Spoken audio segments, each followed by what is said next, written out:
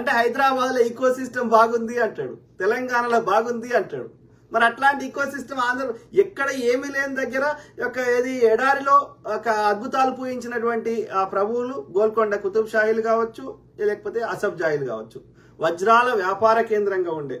Okay, so అట్లా ఎక్కడ ఏమి లేని దగ్గర సంపద సృష్టించగలిగినారు.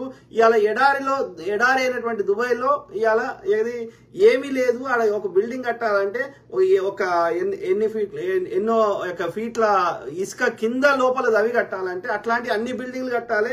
మళ్ళీ డే టైంలో అంత ఎండకి తట్టుకొని అక్కడ వ్యాపారాలు చేయాలి.